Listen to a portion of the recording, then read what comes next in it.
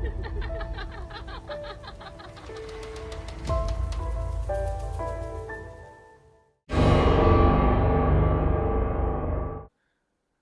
dengar mitos tentang anak tengah nggak?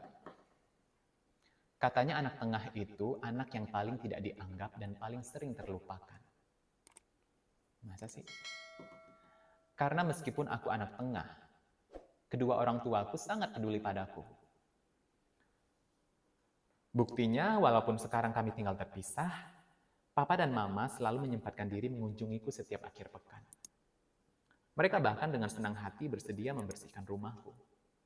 Ya, meski mungkin mereka melakukannya untuk menebus perasaan bersalah saat kebakaran itu terjadi. Mereka hanya membangunkan kakak dan adikku saja. Sedangkan aku yang tertidur nyenyak di kamarku, lupa mereka bangunkan. Benar mitosnya itu berarti. Kalau anak nomor 5, itu hitungannya apa ya? Anak pinggir kali ya. Sudah 13 tahun aku tidak pulang. Hari ini ketika akhirnya aku kembali ke kampung halaman, emosiku terasa campur aduk. Haru, sesak, sedih, bergumul jadi satu. Kemarahanku pada orang tuaku dahulu perlahan menguap, tergantikan oleh rasa sesal yang menyelusup secara diam-diam.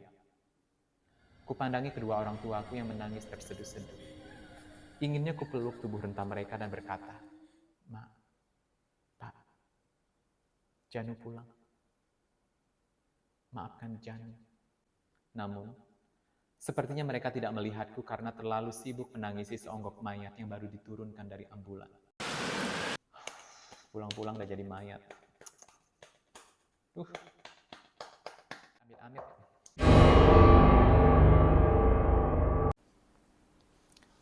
Aku meneguk ludah, memandangi wajah kedua kakak kembarku gugup. Sementara dari cahaya lilin yang temaram di tengah-tengah kami, aku melihat mereka tersenyum padaku. Bagaimana mungkin mereka ada di sini? Kalau tadi pagi, jenazah mereka baru saja dimakamkan.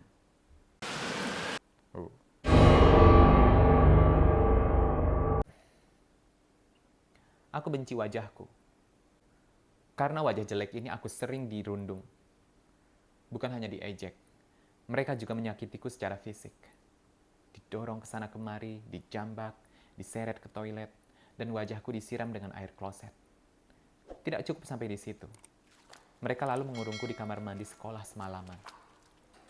Kupikir, mereka akan mau berteman denganku jika aku tidak mempunyai wajah jelek ini lagi. Namun, sekarang setiap kali aku muncul di toilet sekolah dan menyapa, mereka malah lari tunggang langgang sambil berteriak, "Hantu muka rata! Tolong ada hantu muka rata!" Jadi hantu muka rata dia. Karena dibully, karena wajahnya jelek. Sedih ya.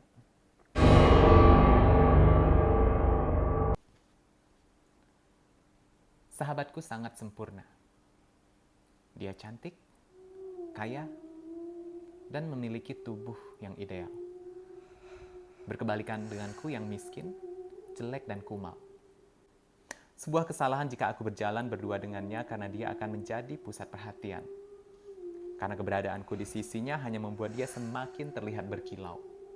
Meski begitu, aku tidak iri padanya. Karena sahabatku itu sangat baik padaku.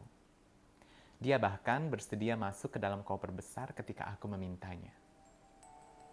Sambil tertawa-tawa dia meringkukkan tubuhnya dan berkata, "Lihat, saking mungilnya tubuhku, aku bisa muat di dalam koper ini. Aku ingin tahu, jika kamu yang masuk ke koper ini, apakah akan muat, Dera?" Sayangnya, dia tidak sempat tahu jawabannya. Karena aku keburu menutup koper itu untuk selamanya. Teman babi ini. Udah miskin, jelek, kumal, babi lagi. Ada ya kayak gitu. Bus rombongan wisata sekolah yang kunaiki melaju kencang. Dari kaca jendela aku bisa melihat apa yang kami lewati seakan-akan ikut berlari. Pepohonan di siang hari, tiang-tiang listrik, bahkan kerlipan lampu dari rumah-rumah di malam hari. Tidak seperti bus wisata umumnya yang penumpangnya berada dalam euforia kegembiraan. Bus yang kami tumpangi begitu senyap, sama sepertiku. Teman-teman sekelasku yang berwajah pucat juga terlihat bosan, karena kami tidak pernah sampai ke lokasi tujuan. Merinding. Aku bahkan tidak ingat kemana tujuan kami.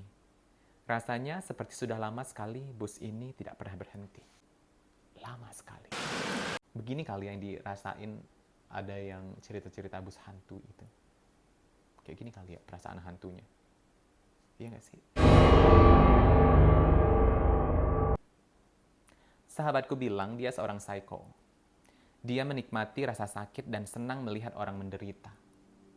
Aku menganggapnya sedang mencari perhatian. Sampai ketika suatu malam dia mendatangiku dengan pisau yang sudah berlumur darah. Kukira dia menyayat tangannya lagi seperti biasa. Tetapi ternyata bukan. Karena aku melihat ada sosok lain dengan perut yang berlubang di atas tempat tidurku. Dia yang dibunuhnya. Jadi kalau ada teman kalian yang ngaku psycho, ya udah percaya aja. Daripada ntar dibunuh, kayak orang ini nih.